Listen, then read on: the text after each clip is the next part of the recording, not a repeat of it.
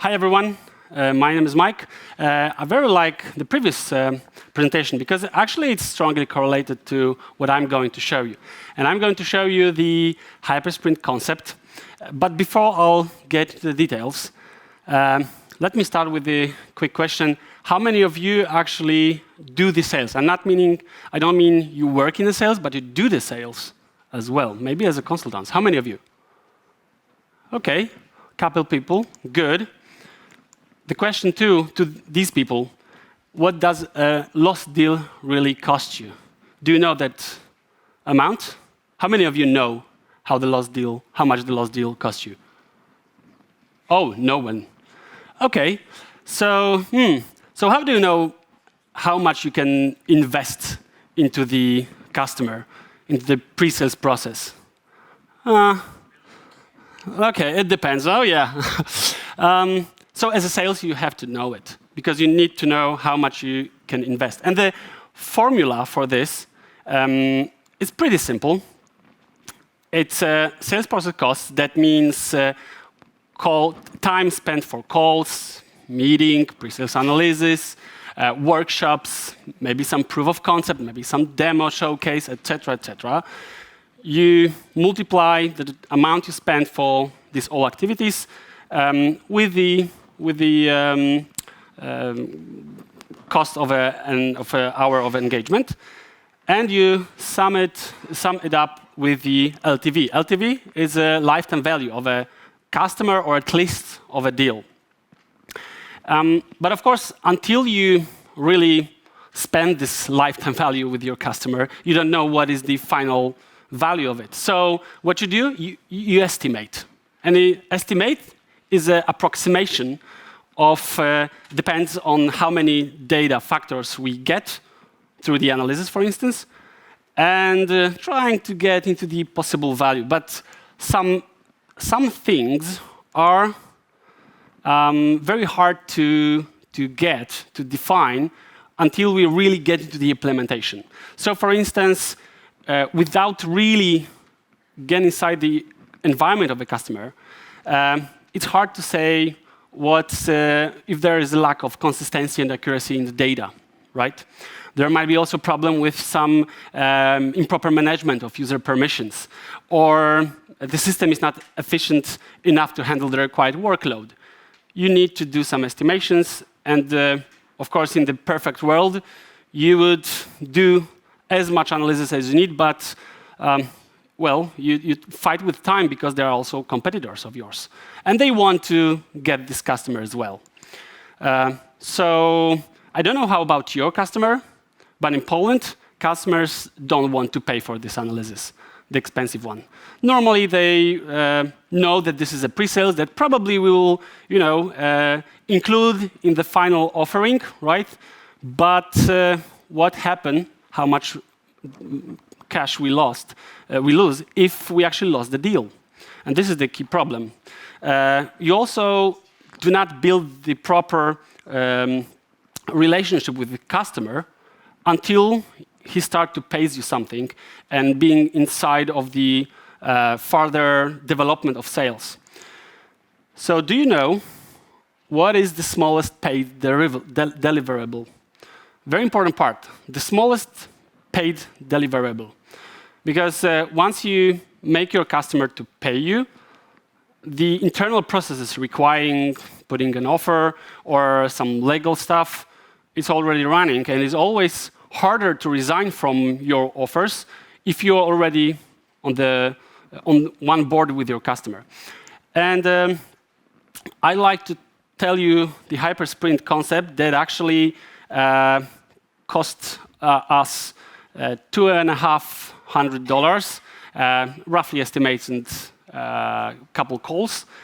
And then we make our customer to pay us bit after bit, more and more invoices. And after 1.5 years, actually we get $500,000. The customer is related to a retail company.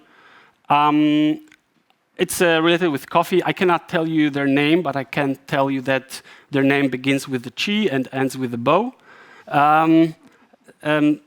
Yeah, anyhow, $500,000. Numbers doesn't speak, but maybe the image will. Before I'll continue, I'll take an opportunity to introduce myself. My name is Mike, as I told you, and I'm CEO of two companies. One is a consultant company focused around Microsoft technology and Power Platform. The other one is an application academy. There is a focus on Microsoft Power Platform as well, but from the side of e-learning platform. But my main power is my ADHD, which makes me to keep developing myself, to keep doing more and more businesses, connecting the dots, and being a doer. So one of my favorite projects I'd like to point out is I founded no-code developer postgraduate studies on the most prestigious STEM university in Poland, and moreover, I founded No-Code Days conference, the biggest no-code conference in Poland that this year will have its third edition. We are planning to have almost 600 people. Getting back to the Developico, which is because Hypersprint is mainly focused, mainly using our experience based on our customers. We are working with medium and large company enterprises, but the key part here is that we are not focused on technology itself, but we want to engage digital transformation managers and directors, sometimes it's CIOs also, or CTOs, into the cooperation. We want to help them out to improve their business processes and general their development of their business. But we try to translate that we're not only doing regular digital transformation, but we are using no-code platforms that increase the efficiency and time of delivery. The main part when we are talking to customers is that we are always thinking about what will be the return of investment of our customer. We always think that if customer pays us a cash, he wants to get payback multiplied by some number, and we aim for 5 times. Even if it's not possible, then by aiming to 5 times revenue for your customer, you end up on maybe 2 times or 3 times, which is still pretty good. And this is actually the case of the coffee company I mentioned, that you don't know the name. And how we did it, how we build the relationship and make the ball rolling, so they trust us, they start to taking more and more from us. This is what the Hypersprint is all about. So the Hypersprint is based on 4 key concepts. First one is you need to identify 2 one-man army people in your organization. Probably there will be seniors, but they need to, in combining their skills, they have to be the architects. They have to know how to do the information architecture. They need to know the tools like Power Platform, especially Power Apps, Power Automate, and Power BI. They need to also be able to do the proper analysis and deliver it. So it's like 2 one-man army. These people log themselves on the customer tenant and focus for 5 days only on these customer cases. On the first day, they do the analysis of the low-hanging fruits in their customer's organization. They select one, and then for the selected low-hanging fruit, they identify the stakeholders and map them on the RASI radar, and then they map the whole process. This is actually the real process. It's blurred out, so you don't focus on slides, but focus on what I'm saying.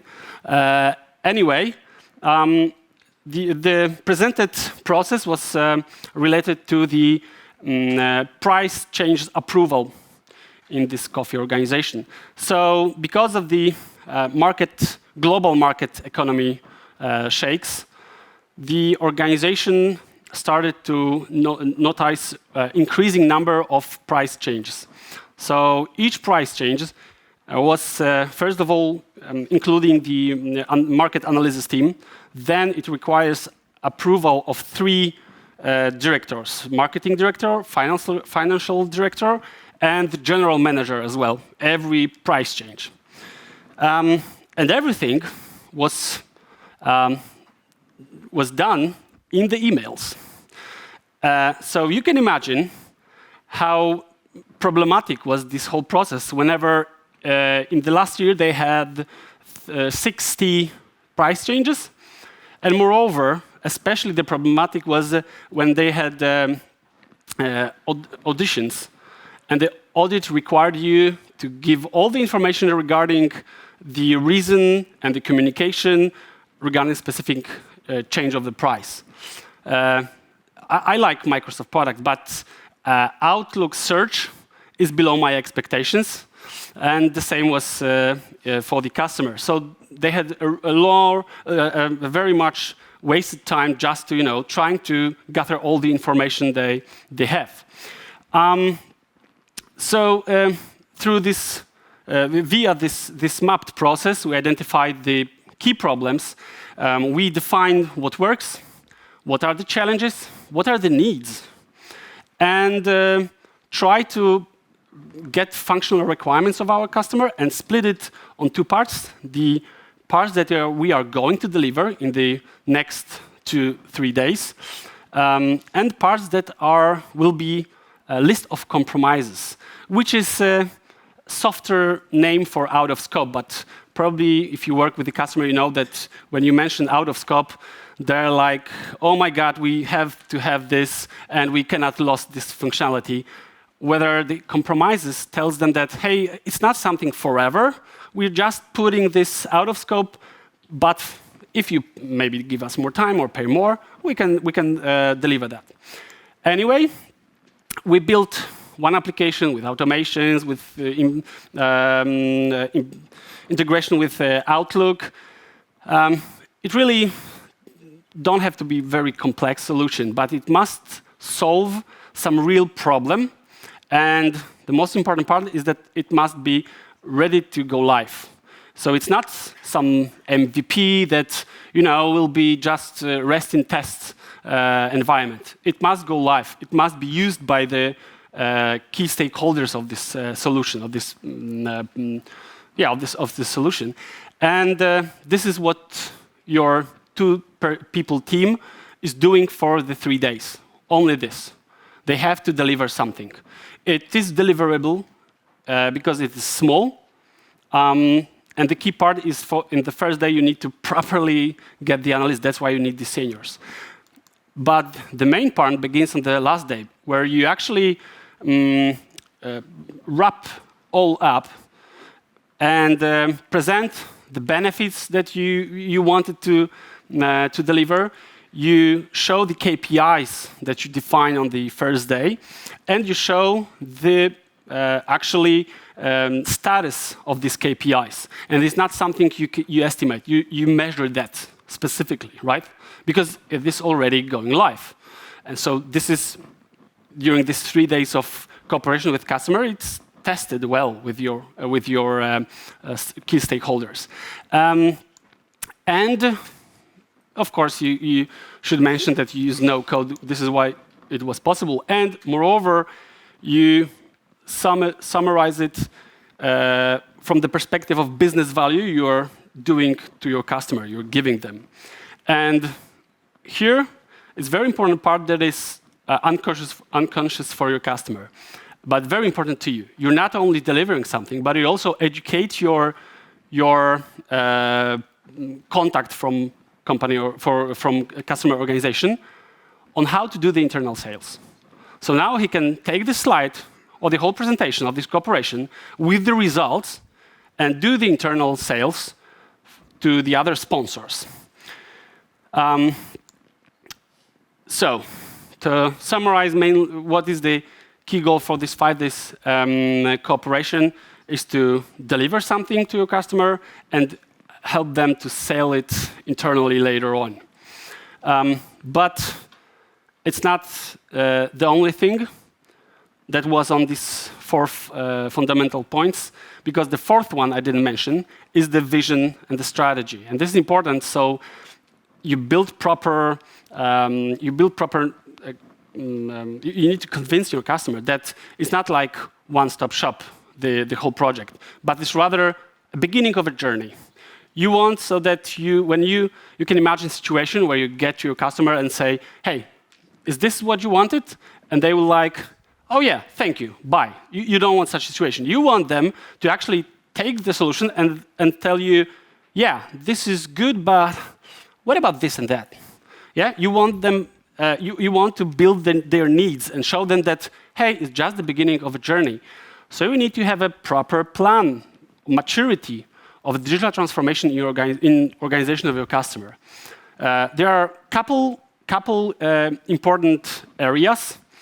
And first of all, you need to assess these areas. What is your customer leveled on the specific parts?